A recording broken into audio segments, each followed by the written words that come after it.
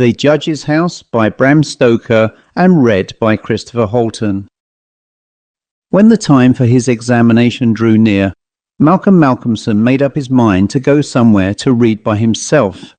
He feared the attractions of the seaside, and also he feared completely rural isolation. For of old he knew its charms, and so he determined to find some unpretentious little town where there would be nothing to distract him. He refrained from asking suggestions from any of his friends, for he argued that each would recommend some place of which he had knowledge, and where he had already acquaintances. As Malcolmson wished to avoid friends, he had no wish to encumber himself with the attention of friends' friends, and so he determined to look out for a place for himself. He packed a portmanteau with some clothes and all the books he required, and then took ticket for the first name on the local timetable, which he did not know. When at the end of 3 hours' journey he alighted at Benchurch, he felt satisfied that he had so far obliterated his tracks as to be sure of having a peaceful opportunity of pursuing his studies. He went straight to the one inn which the sleepy little place contained, and put up for the night. Benchurch was a market town, and once in 3 weeks was crowded to excess, but for the remainder of the 21 days it was as attractive as a desert. Malcolmson looked around the day after his arrival to try to find quarters more isolated than even so quiet an inn as the Good Traveller afforded.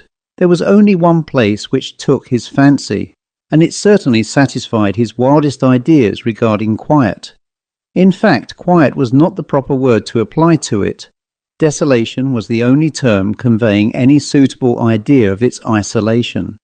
It was an old, rambling, heavy-built house of the Jacobean style, with heavy gables and windows, unusually small, and set higher than was customary in such houses, and was surrounded with a high brick wall massively built. Indeed, on examination, it looked more like a fortified house than an ordinary dwelling. But all these things pleased Malcolmson. Here, he thought, is the very spot I have been looking for, and if I can get opportunity of using it, I shall be happy. His joy was increased when he realized beyond doubt that it was not at present inhabited. From the post office he got the name of the agent, who was rarely surprised at the application to rent a part of the old house. Mr. Carnford, the local lawyer and agent, was a genial old gentleman, and frankly confessed his delight at anyone being willing to live in the house. "To tell you the truth," said he, "I should be only too happy on behalf of the owners to let anyone have the house rent-free for a term of years, if only to accustom the people here to see it inhabited.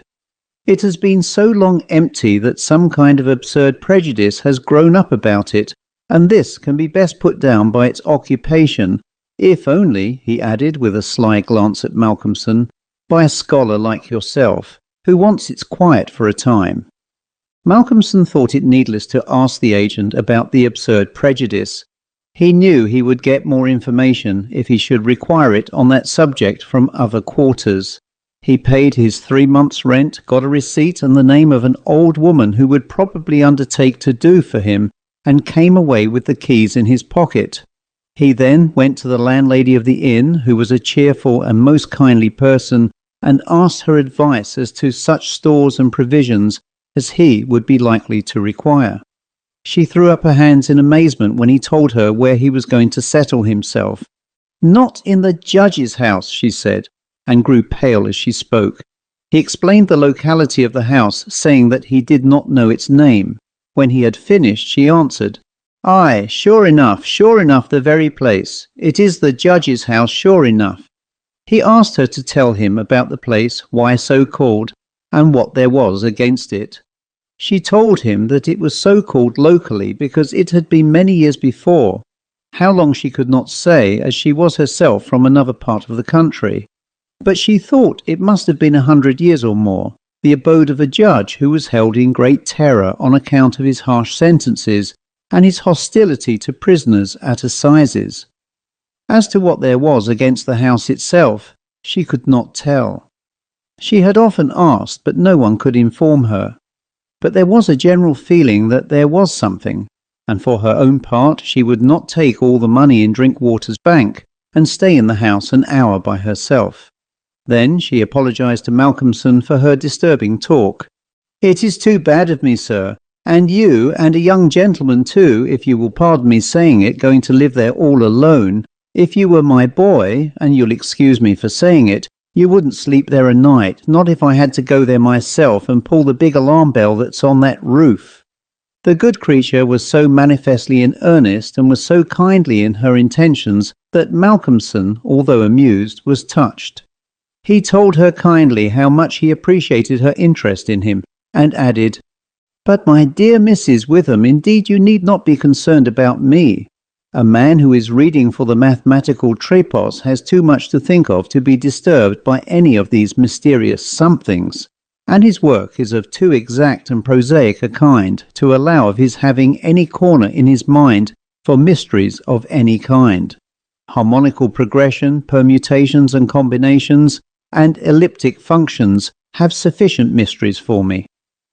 Mrs. Witham kindly undertook to see after his commissions, and he went himself to look for the old woman who had been recommended to him. When he returned to the judge's house with her, after an interval of a couple of hours, he found Mrs. Witham herself waiting with several men and boys carrying parcels, and an upholsterer's man with a bed in a car, for she said, though tables and chairs might be all very well, a bed that hadn't been aired for mayhap 50 years was not proper for young bones to lie on. She was evidently curious to see the inside of the house, and though manifestly so afraid of the somethings that at the slightest sound she clutched on to Malcolmson, whom she never left for a moment, went over the whole place. After his examination of the house, Malcolmson decided to take up his abode in the great dining room, which was big enough to serve for all his requirements, and Mrs. Witham, with the aid of the charwoman, Mrs. Dempster, proceeded to arrange matters. When the hampers were brought in and unpacked, Malcolmson saw that with much kind forethought she had sent from her own kitchen sufficient provisions to last for a few days.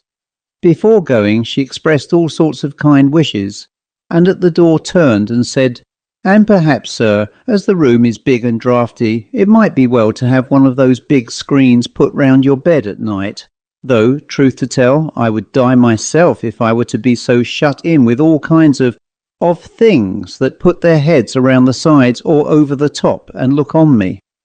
The image which she had called up was too much for her nerves, and she fled incontinently.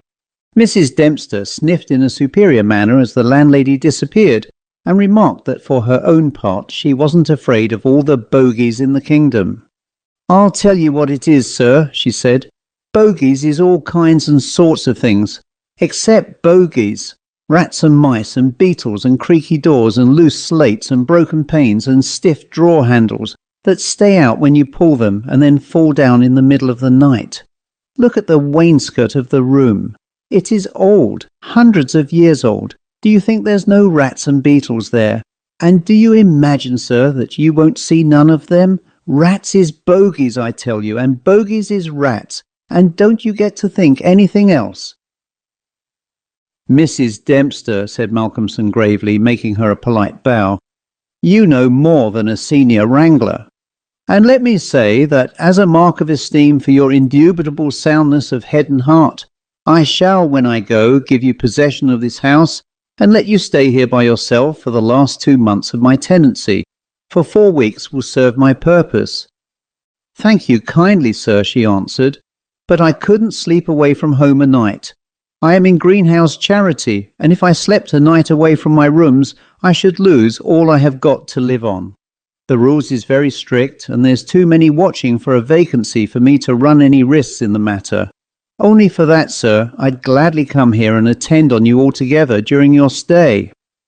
"My good woman," said Malcolmson hastily, "I have come here on purpose to obtain solitude, and believe me that I am grateful to the late Greenhow for having so organised his admirable charity, whatever it is, that I am perforce denied the opportunity of suffering from such a form of temptation.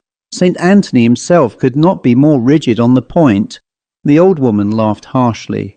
"Ah, you young gentlemen," she said, "you don't fear for naught, and belike you'll get all the solitude you want here." She set to work with her cleaning. and by nightfall, when Malcolmson returned from his walk, he always had one of his books to study as he walked, he found the room swept and tidied, a fire burning in the old hearth, the lamp lit, and the table spread for supper with Mrs. Witham's excellent fare. "This is comfort indeed," he said as he rubbed his hands. When he had finished his supper and lifted the tray to the other end of the great oak dining table, he got out his books again, put fresh wood on the fire, trimmed his lamp, and set himself down to a spell of real hard work. He went on without pause till about 11 o'clock, when he knocked off for a bit to fix his fire and lamp, and to make himself a cup of tea. He had always been a tea drinker, and during his college life had sat late at work and had taken tea late. The rest was a great luxury to him, and he enjoyed it with a sense of delicious voluptuous ease. The renewed fire leaped and sparkled, and threw quaint shadows through the great old room, and as he sipped his hot tea he revelled in the sense of isolation from his kind. Then it was that he began to notice for the first time what a noise the rats were making. Surely, he thought, they cannot have been at it all the time I was reading. Had they been, I must have noticed it. Presently, when the noise increased, he satisfied himself that it was really new. It was evident that at first the rats had been frightened at the presence of a stranger and the light of fire and lamp, but that as the time went on they had grown bolder and were now disporting themselves as was their wont. How busy they were, and hark to the strange noises! Up and down behind the old wainscot, over the ceiling and under the floor they raced and gnawed and scratched. Malcolmson smiled to himself as he recalled to mind the saying of Mrs. Dempster, "Bogies is rats and rats is bogies." The tea began to have its effect of intellectual and nervous stimulus. He saw with joy another long spell of work to be done before the night was past, and in the sense of security which it gave him, he allowed himself the luxury of a good look around the room. He took his lamp in one hand and went all around, wondering that so quaint and beautiful an old house had been so long neglected. The carving of the oak on the panels of the wainscot was fine, and on and round the doors and windows it was beautiful and of rare merit. There were some old pictures on the walls, but they were coated so thick with dust and dirt that he could not distinguish any detail of them, though he held his lamp as high as he could over his head. Here and there as he went round he saw some crack or hole blocked for a moment by the face of a rat with its bright eyes glittering in the light, but in an instant it was gone, and a squeak and a scamper followed. The thing that most struck him, however, was the rope of the great alarm bell on the roof, which hung down in a corner of the room on the right-hand side of the fireplace. He pulled up close to the hearth a great high-back carved oak chair, and sat down to his last cup of tea. When this was done, he made up the fire and went back to his work, sitting at the corner of the table, having the fire to his left.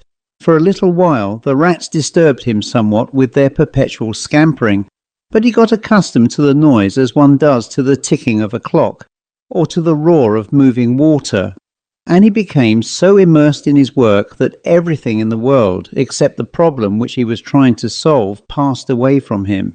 He suddenly looked up. His problem was still unsolved, and there was in the air that sense of the hour before the dawn, which is so dread to doubtful life. The noise of the rats had ceased. Indeed, it seemed to him that it must have ceased but lately, and that it was the sudden cessation which had disturbed him. The fire had fallen low, but still it threw out a deep red glow. As he looked, he started, in spite of his sang-froid. There, on the great high-back carved oak chair by the right side of the fireplace, sat an enormous rat steadily glaring at him with baleful eyes. He made a motion to it as though to hunt it away, but it did not stir. Then he made the motion of throwing something. Still it did not stir, but showed its great white teeth angrily, and its cruel eyes shone in the lamplight with an added vindictiveness. Malcolmson felt amazed, and seizing the poker from the hearth, ran at it to kill it. Before, however, he could strike it, the rat, with a squeak that sounded like the concentration of hate, jumped upon the floor, and, running up the rope of the alarm bell, disappeared in the darkness beyond the range of the green-shaded lamp. Instantly, strange to say, the noisy scampering of the rats in the wainscot began again. By this time, Malcolmson's mind was quite off the problem, and as a shrill cockcrow outside told him of the approach of morning, he went to bed and to sleep. He slept so sound that he was not even waked by Mrs. Dempster coming in to make up his room. It was only when she had tidied up the place and got his breakfast ready and tapped on the screen which closed in his bed that he woke. He was a little tired still after his night's hard work, but a strong cup of tea soon freshened him up, and taking his book he went out for his morning walk, bringing with him a few sandwiches lest he should not care to return till dinner time. He found a quiet walk between high elms some way outside the town, and here he spent the greater part of the day studying his Laplace. On his return he looked in to see Mrs. Witham and to thank her for her kindness. When she saw him coming through the diamond-pane bay window of her sanctum, she came out to meet him and asked him in. She looked at him searchingly and shook her head as she said, "You must not overdo it, sir. You are paler this morning than you should be. 2 late hours and too hard work on the brain isn't good for any man. But tell me, sir, how did you pass the night?" "Well, I hope, but my heart. Sir, I was glad when Mrs. Dempster told me this morning that you were all right and sleeping sound when she went in." "Oh, I was all right," he answered, smiling. Some things didn't worry me as yet. Only the rats, and they had a circus, I tell you, all over the place. There was one wicked-looking old devil that sat up on my own chair by the fire and wouldn't go till I took the poker to him. And then he ran up the rope of the alarm bell and got to somewhere up the wall or the ceiling. I couldn't see where, it was so dark. "Mercy on us," said Mrs. Witham. "An old devil, and sitting on a chair by the fireside. Take care, sir, take care. There's many a true word spoken in jest." "How do you mean? 'Pon my word, I don't understand." "An old devil, the old devil perhaps. There, sir, you needn't laugh," for Malcolmson had broken into a hearty peal. "You young folks thinks it easy to laugh at things that makes older ones shudder. Never mind, sir, never mind. Please God, you'll laugh all the time. It's what I wish you myself." And the good lady beamed all over in sympathy with his enjoyment, her fears gone for a moment. "Oh, forgive me," said Malcolmson presently. "Don't think me rude, but the idea was too much for me, that the old devil himself was on the chair last night," and at the thought he laughed again. Then he went home to dinner. This evening the scampering of the rats began earlier. Indeed, it had been going on before his arrival, and only ceased whilst his presence by its freshness disturbed them. After dinner he sat by the fire for a while and had a smoke, and then, having cleared his table, began to work as before. Tonight the rats disturbed him more than they had done on the previous night. How they scampered up and down and under and over, how they squeaked and scratched and gnawed, how they, getting bolder by degrees, came to the mouths of their holes and to the chinks and cracks and crannies in the wainscoting, till their eyes shone like tiny lamps as the firelight rose and fell. But to him, now doubtless accustomed to them, their eyes were not wicked, only their playfulness touched him. Sometimes the boldest of them made sallies out on the floor, or along the mouldings of the wainscot. Now and again, as they disturbed him, Malcolmson made a sound to frighten them, smiting the table with his hand, or giving a fierce "Hish!" so that they fled straightway to their holes. And so the early part of the night wore on, and despite the noise, Malcolmson got more and more immersed in his work. All at once he stopped, as on the previous night, being overcome by a sudden sense of silence. There was not the faintest sound of gnaw, or scratch, or squeak. The silence was as of the grave. He remembered the odd occurrence of the previous night, and instinctively he looked at the chair standing close by the fireside, and then a very odd sensation thrilled through him. There, on the great old high-backed carved oak chair beside the fireplace, sat the same enormous rat, steadily glaring at him with baleful eyes. Instinctively he took the nearest thing to his hand, a book of logarithms, and flung it at it. The book was badly aimed, and the rat did not stir, So again the poker performance of the previous night was repeated, and again the rat, being closely pursued, fled up the rope of the alarm bell. Strangely too, the departure of this rat was instantly followed by the renewal of the noise made by the general rat community. On this occasion, as on the previous one, Malcolmson could not see at what part of the room the rat disappeared, for the green shade of his lamp left the upper part of the room in darkness, and the fire had burned low. On looking at his watch, he found it was close on midnight, and, not sorry for the divertisement, he made up his fire and made himself his nightly pot of tea. He had got through a good spell of work and thought himself entitled to a cigarette, and so he sat on the great oak chair before the fire and enjoyed it. While smoking, he began to think that he would like to know where the rat disappeared to, for he had certain ideas for the morrow not entirely disconnected with a rat trap. Accordingly, he lit another lamp and placed it so that it would shine well into the right-hand corner of the wall by the fireplace. Then he got all the books he had with him, and placed them handy to throw at the vermin. Finally, he lifted the rope of the alarm bell and placed the end of it on the table, fixing the extreme end under the lamp. As he handled it, he could not help noticing how pliable it was, especially for so strong a rope, and one not in use. You could hang a man with it, he thought to himself. When his preparations were made, he looked around and said complacently, "There now, my friend, I think we shall learn something of you this time."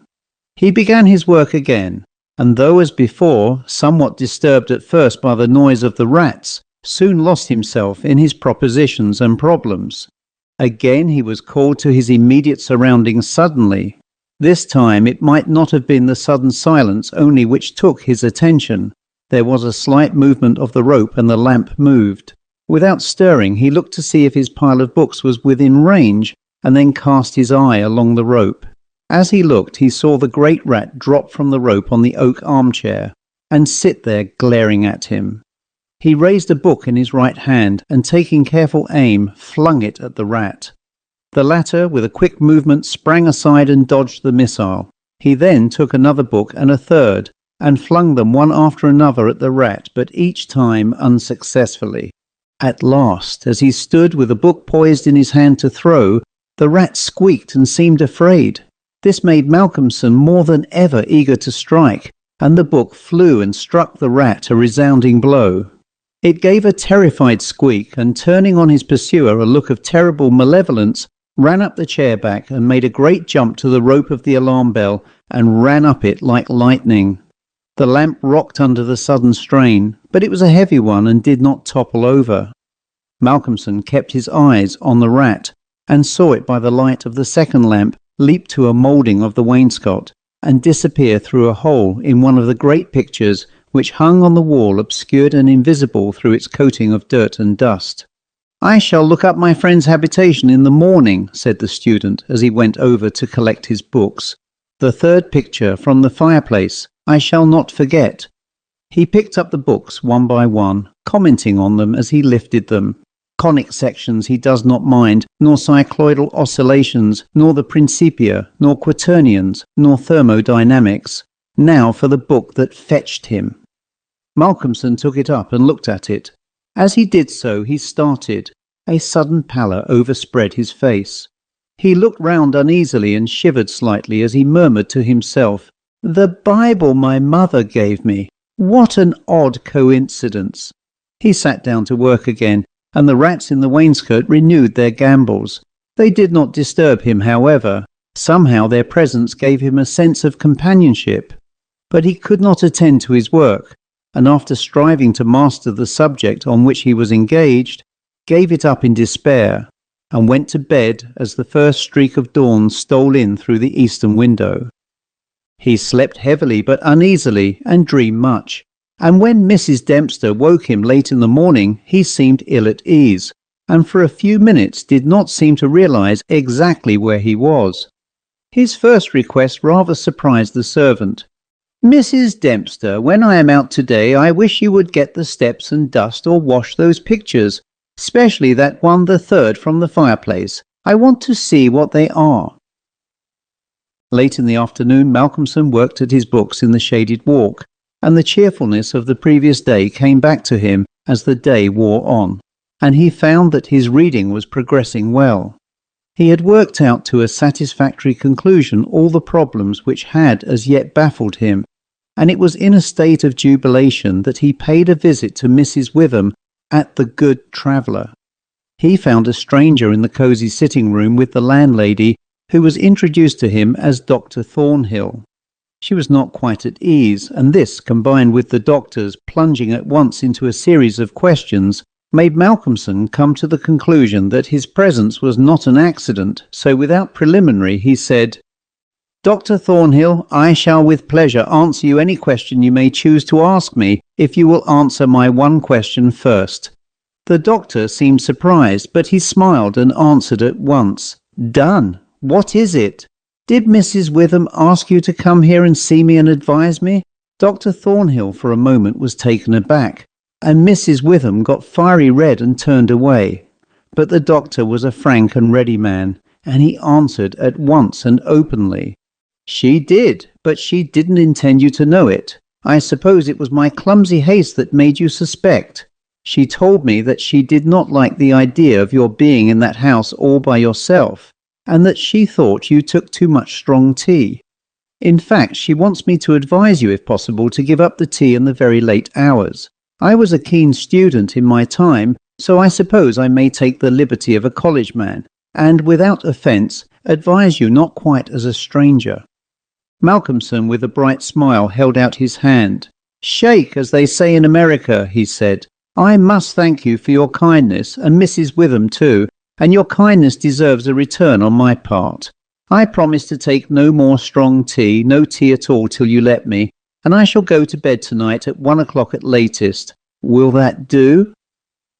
"Capital," said the doctor. "Now tell us all that you noticed in the old house." And so Malcolmson then and there told in minute detail all that had happened in the last 2 nights. He was interrupted every now and then by some exclamation from Mrs. Witham, till finally, when he told of the episode of the Bible, the landlady's pent-up emotions found vent in a shriek. And it was not till a stiff glass of brandy and water had been administered that she grew composed again. Dr. Thornhill listened with a face of growing gravity, and when the narrative was complete and Mrs. Witham had been restored, he asked, "The rat always went up the rope of the alarm bell?" "Always."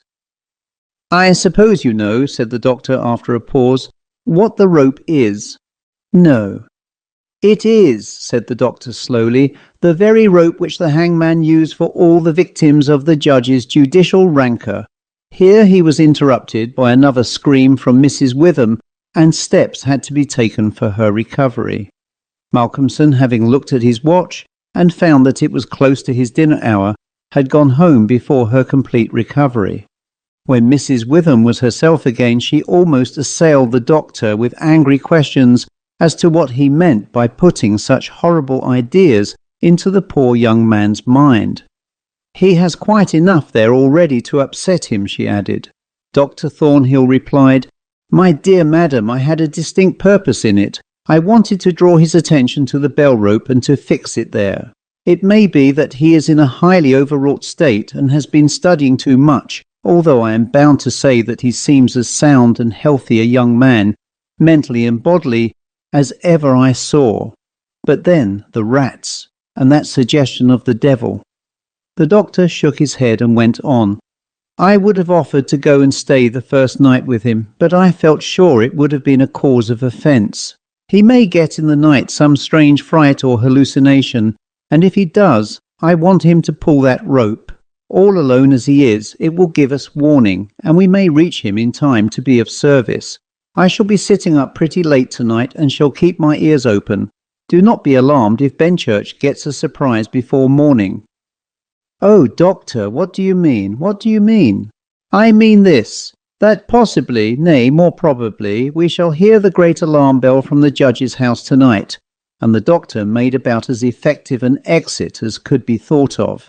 When Malcolmson arrived home, he found that it was a little after his usual time, and Mrs. Dempster had gone away. The rules of Greenhouse charity were not to be neglected, He was glad to see that the place was bright and tidy, with a cheerful fire and a well-trimmed lamp. The evening was colder than might have been expected in April, and a heavy wind was blowing with such rapidly increasing strength that there was every promise of a storm during the night. For a few minutes after his entrance, the noise of the rats ceased, but so soon as they became accustomed to his presence, they began again. He was glad to hear them, for he felt once more the feeling of companionship in their noise, and his mind ran back to the strange fact that they only ceased to manifest themselves when that other, the great rat with the baleful eyes, came upon the scene. The reading lamp only was lit, and its green shade kept the ceiling and the upper part of the room in darkness, so that the cheerful light from the hearth spreading over the floor and shining on the white cloth laid over the end of the table was warm and cheery. Malcolmson sat down to his dinner with a good appetite and a buoyant spirit. After his dinner and a cigarette, he sat steadily down to work, determined not to let anything disturb him, for he remembered his promise to the doctor and made up his mind to make the best of the time at his disposal. For an hour or so he worked all right, and then his thoughts began to wander from his books. The actual circumstances around him, the calls on his physical attention, and his nervous susceptibility were not to be denied. By this time the wind had become a gale, and the gale a storm. The old house, solid though it was, seemed to shake to its foundations, and the storm roared and raged through its many chimneys and its queer old gables, producing strange unearthly sounds in the empty rooms and corridors. Even the great alarm bell on the roof must have felt the force of the wind, for the rope rose and fell slightly, as though the bell were moved a little from time to time, and the limber rope fell on the oak floor with a hard and hollow sound. As Malcolmson listened to it, he bethought himself of the doctor's words. "It is the rope which the hangman used for the victims of the judge's judicial rancour," and he went over to the corner of the fireplace and took it in his hand to look at it. There seemed a sort of deadly interest in it, and as he stood there he lost himself for a moment in speculation as to who these victims were, and the grim wish of the judge to have such a ghastly relic ever under his eyes. As he stood there, the swaying of the bell on the roof still lifted the rope now and again, but presently there came a new sensation, a sort of tremor in the rope, as though something was moving along it. Looking up instinctively, Malcolmson saw the great rat coming slowly down towards him, glaring at him steadily. He dropped the rope and started back with a muttered curse, and the rat, turning, ran up the rope again and disappeared, and at the same instant Malcolmson became conscious that the noise of the rats, which had ceased for a while, began again. All this set him thinking, and it occurred to him that he had not investigated the lair of the rat or looked at the pictures as he had intended. He lit the other lamp without the shade, and, holding it up, went and stood opposite the third picture from the fireplace on the right-hand side, where he had seen the rat disappear on the previous night. At the first glance he started back so suddenly that he almost dropped the lamp, and a deadly pallor overspread his face. His knees shook, and heavy drops of sweat came on his forehead, and he trembled like an aspen. But he was young and plucky, and pulled himself together, and after the pause of a few seconds stepped forward again, raised the lamp, and examined the picture, which had been dusted and washed, and now stood out clearly. It was of a judge dressed in his robes of scarlet and ermine. His face was strong and merciless, evil, crafty and vindictive, with a sensual mouth, hooked nose of ruddy colour, and shaped like the beak of a bird of prey. The rest of the face was of a cadaverous colour. The eyes were of peculiar brilliance, and with a terribly malignant expression. As he looked at them, Malcolmson grew cold, for he saw there the very counterpart of the eyes of the great rat. The lamp almost fell from his hand. He saw the rat with its baleful eyes peering out through the hole in the corner of the picture, and noted the sudden cessation of the noise of the other rats. However, he pulled himself together and went on with his examination of the picture. The judge was seated in a great high-backed carved oak chair, on the right-hand side of a great stone fireplace, where, in the corner, A rope hung down from the ceiling, its end lying coiled on the floor. With a feeling of something like horror, Malcolmson recognized the scene of the room as it stood, and gazed around him in an awestruck manner, as though he expected to find some strange presence behind him. Then he looked over to the corner of the fireplace, and with a loud cry he let the lamp fall from his hand. There, in the judge's armchair, with the rope hanging behind, sat the rat with the judge's baleful eyes, now intensified and with a fiendish leer. Save for the howling of the storm without, there was silence. The fallen lamp recalled Malcolmson to himself. Fortunately, it was of metal, and so the oil was not spilt. However, the practical need of attending to it settled at once his nervous apprehension. When he had turned it out, he wiped his brow and thought for a moment. "This will not do," he said to himself. "If I go on like this, I shall become a crazy fool. This must stop. I promised the doctor I would not take tea. Faith, he was pretty right. My nerves must have been getting into a queer state. Funny I did not notice it. I never felt better in my life. However, it is all right now, and I shall not be such a fool again." Then he mixed himself a good stiff glass of brandy and water and resolutely sat down to his work. It was nearly an hour when he looked up from his book, disturbed by the sudden stillness. Without, the wind howled and roared louder than ever, and the rain drove in sheets against the windows, beating like hail on the glass. But within there was no sound whatever save the echo of the wind as it roared in the great chimney, and now and then a hiss as a few raindrops found their way down the chimney in a lull of the storm. The fire had fallen low and had ceased to flame, though it threw out a red glow. Malcolmson listened attentively, and presently heard a thin, squeaking noise, very faint. It came from the corner of the room where the rope hung down, and he thought it was the creaking of the rope on the floor, as the swaying of the bell raised and lowered it. Looking up, however, he saw in the dim light the great rat clinging to the rope and gnawing it.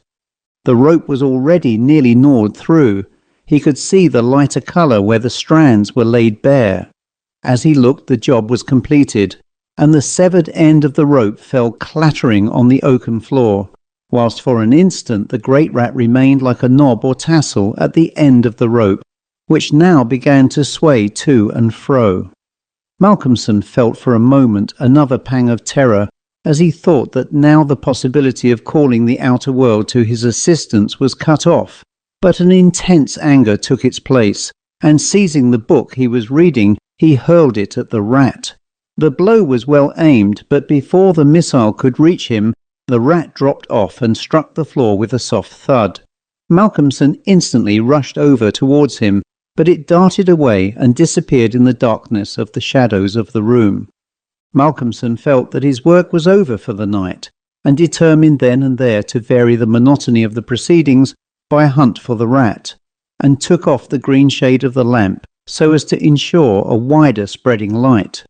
As he did so, the gloom of the upper part of the room was relieved, and in the new flood of light, great by comparison with the previous darkness, the pictures on the wall stood out boldly. From where he stood, Malcolmson saw right opposite to him the third picture on the wall from the right of the fireplace. He rubbed his eyes in surprise, and then a great fear began to come upon him. In the centre of the picture was a great irregular patch of brown canvas, as fresh as when it was stretched on the frame. The background was as before, with chair and chimney corner and rope, but the figure of the judge had disappeared. Malcolmson, almost in a chill of horror, turned slowly round, and then he began to shake and tremble like a man in a palsy. His strength seemed to have left him, and he was incapable of action or movement, hardly even of thought. He could only see and hear. There, on the great high-backed carved oak chair, sat the judge in his robes of scarlet and ermine, with his baleful eyes glaring vindictively, and a smile of triumph on the resolute, cruel mouth, as he lifted with his hands a black cap. Malcolmson felt as if the blood was running from his heart, as one does in moments of prolonged suspense. There was a singing in his ears. Without, he could hear the roar and howl of the tempest, and through it, swept on the storm, came the striking of midnight by the great chimes in the marketplace. He stood for a space of time that seemed to him endless still as a statue, and with wide-open, horror-struck eyes, breathless. As the clock struck, so the smile of triumph on the judge's face intensified, and at the last stroke of midnight he placed the black cap on his head. Slowly and deliberately the judge rose from his chair and picked up the piece of the rope of the alarm bell which lay on the floor, drew it through his hands as if he enjoyed its touch, and then deliberately began to knot one end of it, fashioning it into a noose. This he tightened and tested with his foot, pulling hard at it till he was satisfied, and then making a running noose of it which he held in his hand. Then he began to move along the table on the opposite side to Malcolmson, keeping his eyes on him until he had passed him, when with a quick movement he stood in front of the door. Malcolmson then began to feel that he was trapped, and tried to think of what he should do. There was some fascination in the judge's eyes which he never took off him, and he had, perforce, to look. He saw the judge approach, still keeping between him and the door, and raise the noose and throw it towards him as if to entangle him. With a great effort he made a quick movement to one side and saw the rope fall beside him and heard it strike the oaken floor. Again the judge raised the noose and tried to ensnare him, ever keeping his baleful eyes fixed on him, and each time by a mighty effort the student just managed to evade it. So this went on for many times, the judge seeming never discouraged nor discomposed at failure, but playing as a cat does with a mouse. At least in despair, which had reached its climax, Malcolmson cast a quick glance around him. The lamp seemed to have blazed up, and there was a fairly good light in the room. At the many rat holes, and in the chinks and crannies of the wainscot, he saw the rat's eyes, and this aspect that was purely physical gave him a gleam of comfort. He looked around and saw that the rope of the great alarm bell was laden with rats. Every inch of it was covered with them, and more were pouring through the small circular hole in the ceiling whence it emerged, so that with their weight the bell was beginning to sway. Hark! It had swayed till the clapper had touched the bell. The sound was but a tiny one, but the bell was only beginning to sway, and it would increase. At the sound the judge, who had been keeping his eyes fixed on Malcolmson, looked up, and a scowl of diabolical anger overspread his face. His eyes fairly glowed like hot coals, and he stamped his foot with a sound that seemed to make the house shake. A dreadful peal of thunder broke overhead as he raised the rope again, whilst the rats kept running up and down the rope as though working against time. This time, instead of throwing it, he drew close to his victim and held open the noose as he approached. As he came closer there seemed something paralysing in his very presence, and Malcolmson stood rigid as a corpse. He felt the judge's icy fingers touch his throat as he adjusted the rope. The noose tightened. Then the judge, taking the rigid form of the student in his arms, carried him over and placed him standing in the oak chair, and stepping up beside him, put his hand up and caught the end of the swaying rope of the alarm bell. As he raised his hand, the rats fled squeaking and disappeared through the hole in the ceiling. Taking the end of the noose, which was round Malcolmson's neck, he tied it to the hanging bell rope, and then descending pulled away the chair. When the alarm bell of the judge's house began to sound, a crowd soon assembled. Lights and torches of various kinds appeared, and soon a silent crowd was hurrying to the spot. They knocked loudly at the door, but there was no reply. Then they burst in the door and poured into the great dining room, the doctor at the head. There at the end of the rope of the great alarm bell hung the body of the student, and on the face of the judge in the picture was a malignant smile. The end.